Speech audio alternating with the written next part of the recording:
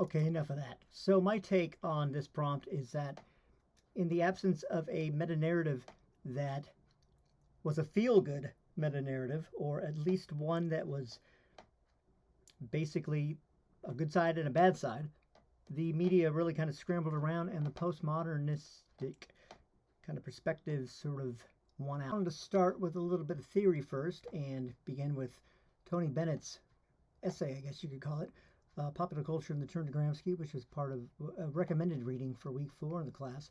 And early on, he explains how Gramsci's concept of hegemony provided a possible resolution to that debate between the structuralists and the culturalists. Structuralists thinking that, culture was bad. Popular culture is produced by the dominant ideological machine, and it was cultural deformation. While the culturalists thought that popular culture was cultural affirmation, it was a reaction against the dominant ideological machine. Well, Gramsci's contribution to the debate, according to Bennett, is that basically postulated, what if the ideological machine is concerned with dominating as much as it is accommodating? It's to do with mediation. And mediation, according to our textbook authors, is really about, it's a process by which media become more and more important in terms of how social and political structures and the process operates. Basically, and I'm quoting from them, in media-dense societies, media are essential to how we imagine our lives together as social beings via political institutions and shared national and cultural identities. Media are the primary site through which we come to know the larger social and political structures within which any meanings, practices, and identities might make sense to us. Now, what is important about, or what connects this with the Olympics is that, the media narratives don't automatically insert themselves into, or become discourse, because it is the media that does the inserting of the meta-narratives. And this is due to their role in encoding, meaning, and transmitting that into the public sphere, which is sort of the space between the state and the laws that it makes to kind of govern everybody, and then the individual who makes their own individual choices. Now, I found a paper written in 2002 by Michael Rial and Diana Beeson titled New Narratives in the Olympic Games, Sports Hegemony in the Public Sphere, and I thought it was perfect for this prompt, because they write about how the role of sport as a cultural and ideological force focuses attention on how the meta-narratives of sporting competition operate hegemonically within the public sphere.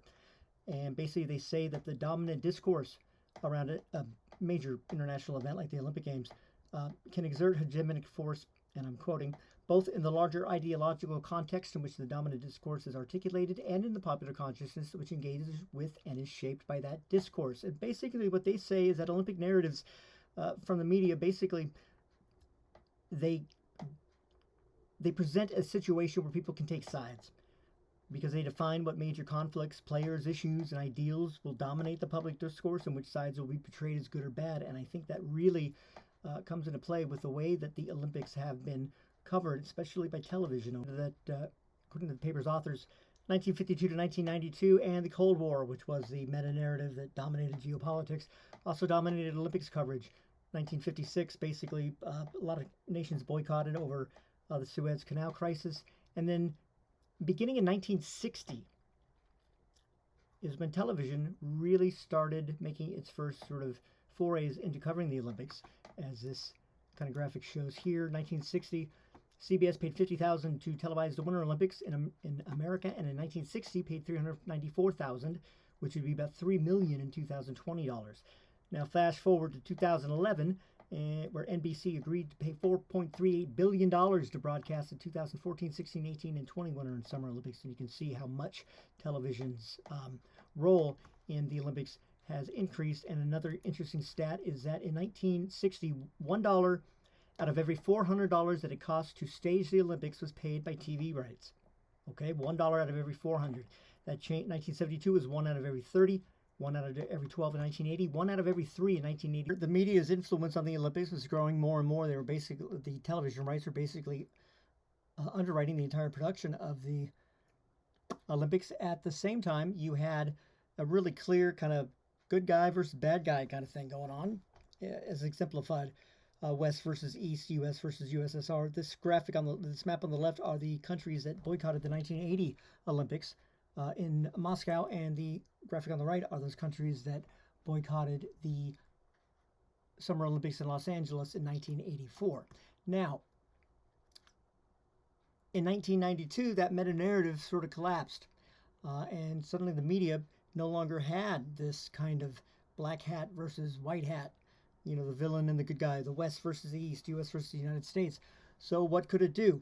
Well, the writers of the paper basically said that the Cold War bipolar meta-narrative seemed to be replaced by a meta-narrative in which many countries again played significant roles, and their success was measured only in terms of what they contributed to one side or the other in a single global conflict. Not a whole lot of sexiness there, if you like that kind of black versus white dichotomy, that the good versus evil kind of thing. But another thing was going on that also sort of undermined, or not undermined, but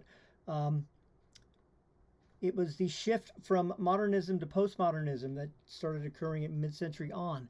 Basically, the Olympics shifted from a modernist project to a postmodern spectacle. The grand narratives of science and reason were being replaced by postmodernist relativism. The modernist idealism that had guided the rebirth of the Olympics disappeared into commercial sponsorships, billion-dollar television contracts, advances in technology and drugs, athletes and endorsements, and mega salaries. As they say, television and now the internet have brought the discontinuous, fragmented pastiche style of postmodernism into the way we experience the games, and I think that was in pretty much full display in the Tokyo Olympics. So as far as the Tokyo Olympics, according to this article written on, I'm not quite sure what the website, USC Center on Public Diplomacy by Joseph Dubinsky on August 3rd, 2021. Originally, the media narrative was about when Japan won the bid to host the games in 2013. The focus was around its recovery from the tsunami and the following nuclear disaster that happened. But then, when COVID-19 broke out, the media narrative changed to the games becoming, according to Dubinsky, a, quote, victory of humanity over the pandemic. But Japan's vaccination rate wasn't exactly the best in the world, and the narrative changed again, now emphasizing the importance of having the games for the sake of the athletes and of continuity. Unfortunately, people in Japan were pretty much very much against even having the games. And protests against the Olympics gained momentum as the pandemic grew. According to Dubinsky, Japanese people and residents of Tokyo consistently voted against the games in different polls. International media reported the growing protests, and even official sponsors started to be reluctant of fully leveraging the games for exposure. And I need to wrap this up. So my take, or my opinion, is that with a lack, there was no feel-good story from these Olympics. It seemed to be very reluctant Olympics. Japanese people citizens weren't even allowed to watch the games, and the opening ceremony was I think it was the smallest viewing audience in at least 20 or 30 years. And the stories that the American media seemed to focus on, it was interesting. It kind of shows, again, the accommodating nature of the ruling class, if the media are their primary encoders or disseminators, in that it was Simone Biles' withdrawal of the Olympics, which received very positive coverage from most media outlets, although conservatives seem to really kind of take her to task. And then there was the one athlete that was busted surrounding marijuana in her system, American athlete. I think that's interesting because, again, to go back to this whole postmodern pastiche or whatnot, or I'm sorry, to go back to the accommodating rather than dominating. I'm not sure, but I would have to do further or some study on it. But I don't know if mental illness historically has been seen as more of a working class issue or a ruling class issue, in terms of if you have money, you can kind of hide mental illness. I think you put people up in sanitariums or whatnot, while among the working class, they can't. And I wonder if, well, there's that, and there's also the marijuana, hopefully I'm going to be able to go in and edit this. I'm using TechSmith Capture, and I'm not sure if I can, but hopefully. Anyway, I think the emphasis on both the withdrawing from the Olympics due to taking care of oneself mentally, and then also the marijuana in the system, I think those are both ways that the ruling class kind of accommodates itself to the working class by focusing on those two stories that maybe have more resonance among the working class, although I'm not really sure if mental illness does. I think those are examples of what Gramsci was saying, according to Bennett, about hegemony being about accommodating rather than dominating.